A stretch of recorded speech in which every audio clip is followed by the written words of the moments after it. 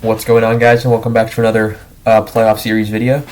There won't be any BFRs for a while, as all NHL games have been postponed until after Christmas due to the pandemic kind of coming back now. And the Omicron variant especially is going widespread among players. And I know Dahan got it. Dahan was said to have had it yesterday, and players around the league are just dropping, so they're just safety precaution. Olympics are looking like probably not at this point, but we'll see. Anyway, we got a playoff series video today. 2010 round one. We finished 2009, move on to 2010 and one of their championship years.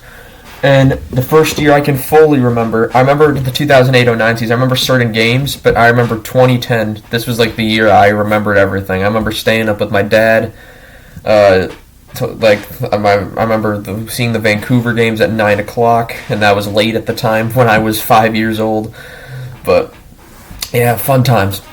And so, Chicago coming into the playoffs, phenomenal season, 52 wins, 112 points. So they went 52, 22, and 8. I think that makes it out. Yeah, that's 52, 22, and 8. So, phenomenal record. And the second seed in the West. They played Nashville in the first round, who had 100 points and was the 7th seed, so the 12-point differential. And I would say Nashville gave them probably the second most trouble in the playoffs for sure. As in Game 1, they lose 4-1, and to start it off, Patrick Kane starts it off in the second period, as no goals are scored in the first. Nashville was at this time coached by Barry Trotz, so it's very grinding style. It's a very defensive, frustrate the other team, and opportunize on the chances you get. So that's kind of how the series went. Patrick Kane gets them on the board with his first of the playoffs to make it 1-0, and then 4 consecutive goals from Nashville, from J.P. Dumont, number 1, J.P. Dumont, number 2, who takes the lead, and then Jared Smithson gets the empty netter, and then Martin Erat scores another empty netter, as Nashville wins 4-1 in Game 1. And then we go to Game 2, where Niemi gets his first shutout of the playoffs as they win 2-0. No goals in the first again, and then Dave Bolin gets scores on the power play, his first of the playoffs, and Patrick Kane knocks one in the third, makes it 2-0, and that's game. A lot of quick games here. Ain't like the Vancouver series in the 2009 playoffs, that's for sure. Nor the Calgary one.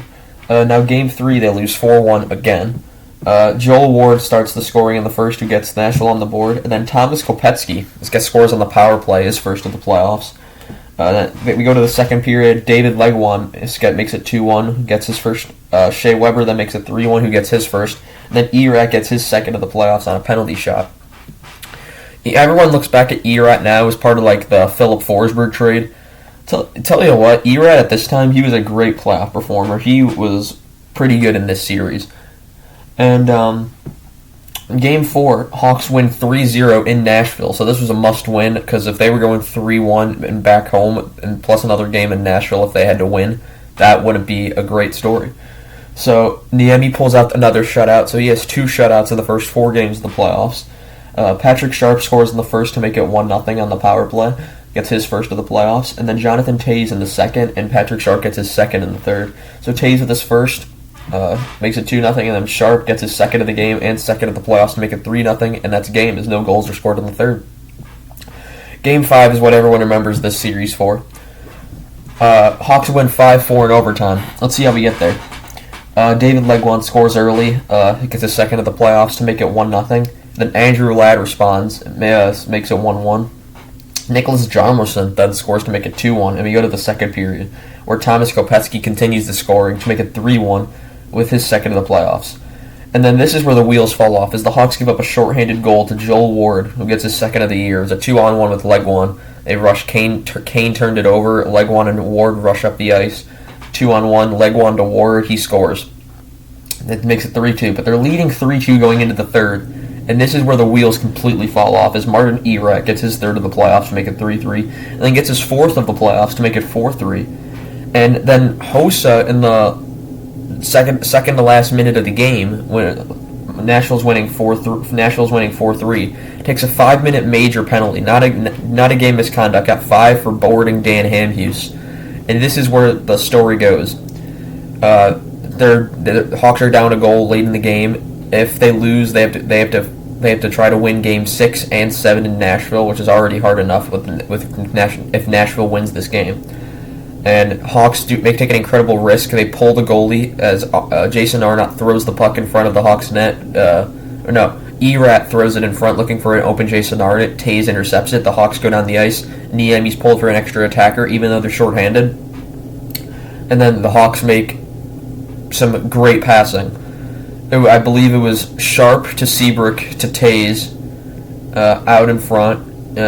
Bounced off Keith into Kane, who scores with 9 seconds left on the clock. I wrote 14 seconds to round it.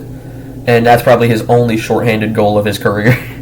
It's third of the playoffs, shorthanded, and the momentum just swings out of Nashville. And then they're celebrating. The Hawks still have 3.5 minutes to kill on that penalty, that Hossa penalty. And so they do it in overtime.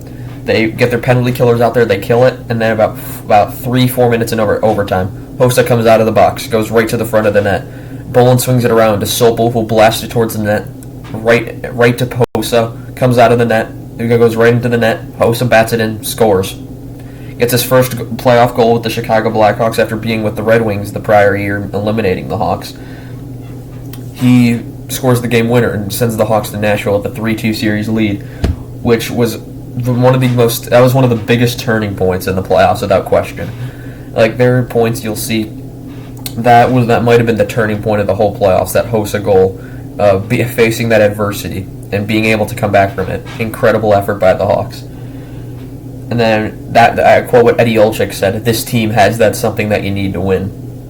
The 2010 championship documentary, I have that on DVD. I've watched it more times than I can count, and it shows me so much about what was going on, as well as just watching the highlights of these games. And we move on to Game 6, where the Hawks win 5-3 in Nashville and take the series in 6, as Duncan Keith makes it 1-0 early. And then Shea Weber makes it 1-1 with his second of the playoffs. And Patrick Kane gets his fourth of the playoffs and makes it 2-1. And this was all in a span of 3 minutes right here. So that was interesting. Patrick Sharp then gets his third of the playoffs and makes it 3-1. And then Jason Arnott scores on the power play with his first of the playoffs and makes it 3-2. Then Arnott scores again, gets his second of the playoffs, second of the game to make it 3-3. That's the second time the Hawks have given up a multi-goal lead. You got it here. They're up 3-1. They give it up, and they lose the lead at 4-3, and they have to come back from that. They don't lose the lead here, but they give up in the one period. We're not even done with the first yet. We have it's 1-0, 2-1, 3-1, and then 3-2, 3-3. And then after Jason Arnott scores that tying goal, Jonathan Tays comes down the ice on the power play and scores his second of the playoffs 24 seconds after Arnott scores. And that makes 7 goals in the first period of this game.